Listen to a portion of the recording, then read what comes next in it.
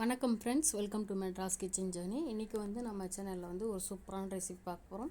இந்த ரெசிபி பார்த்துட்டு உங்களுக்கு பிடிச்சிருந்தா மறக்காமல் ஒரு லைக் பண்ணுங்கள். சேனலுக்கு சப்ஸ்கிரைப் பண்ணாமல் இருந்தீங்கன்னா சப்ஸ்கிரைப் பண்ணி உங்களோட சப்போர்ட்டை தெரிவிங்க. இப்போது ஃபஸ்ட்டு வந்துட்டு ஒரு 1/2 லிட்டர் பால் எடுத்துக்கலாம். தண்ணி ஊற்றாமல் அப்படியே காய்ச்சணும். இது வந்து நல்லா சுண்ட காய்ச்சணும். இப்போ பொங்கிடுச்சு, சிம்மில் வச்சுட்டு நம்ம அப்படியே கொதிக்க விடலாம்.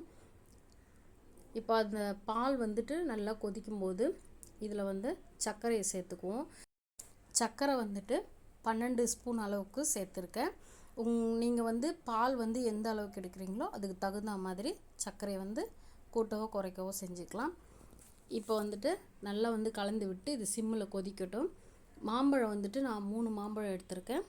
அதை வந்து நல்லா வந்து வாஷ் பண்ணிவிட்டு அதுக்கப்புறமா இந்த மாதிரி கட் பண்ணிக்கலாம். இந்த மாதிரி 2 டைப்பில் வந்து கட் பண்ணி போடலாம். ஃபஸ்ட்டு ஒன்று வந்து இந்த மாதிரி கட் பண்ணிவிட்டு அப்படியே வந்து கத்தியில் எடுத்து மிக்ஸி ஜாரில் போட்டுடலாம்.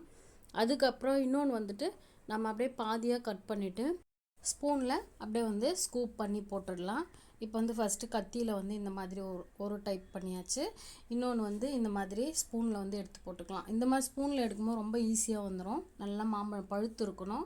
அதோடு நம்ம எடுக்கிற மாம்பழம் வந்து நல்லா ஸ்வீட்டாக இருந்தால் நல்லாயிருக்கும். இப்போ வந்து நம்ம எடுத்திருக்க எல்லா மாம்பழத்தையும் இதில் சேர்த்துடலாம். நான் வந்து 1/2 லிட்டர் பால் 3 மாம்பழம் சேர்த்துருக்கேன். பால் வந்துட்டு இப்போ நல்லா வந்து சுண்டிடுச்சு, கொதிச்சிருக்கு. இந்த டைமில் நம்ம வந்துட்டு அடுப்பை ஆஃப் பண்ணிவிட்டு பாலை வந்துட்டு ஆற வச்சுக்கலாம். இப்போ பால் வந்துட்டு நல்லா வந்து ஆறி வந்திருக்கு. இந்த பாலை எடுத்து நம்ம மாம்பழம் மிக்ஸி ஜாரில் எடுத்து வச்சுருக்கோம் இல்லையா, அதில் வந்து அப்படியே சேர்த்துடலாம் எல்லாத்தையும். இப்போ எல்லாத்தையும் சேர்த்ததுக்கப்புறம் நல்லா வந்துட்டு நம்ம மிக்சியில் போட்டு நல்லா வந்து மைய அரைச்சிக்கணும்.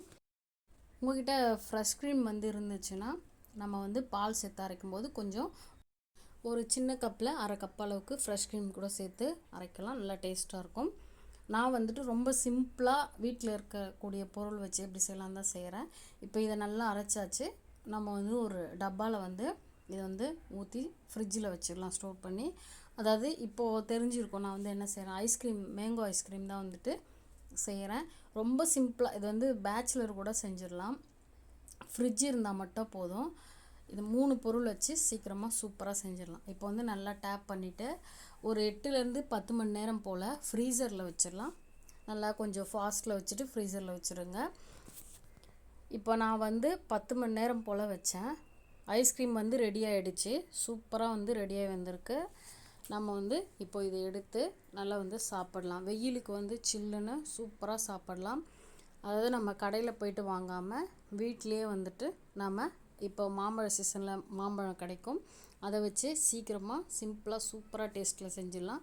இதை வந்து ஐஸ்கிரீம் எடுத்துகிட்டு அது மேலே வந்து கொஞ்சமாக வந்துட்டு பாதாம் கட் பண்ணி சேர்க்குறேன் கார்னிஷ்காக. இது வந்து ஆப்ஷனல் தான். சூப்பராக ரெடி ஆகிடுச்சு. நீங்களும் வந்து ட்ரை பண்ணி பாருங்கள்.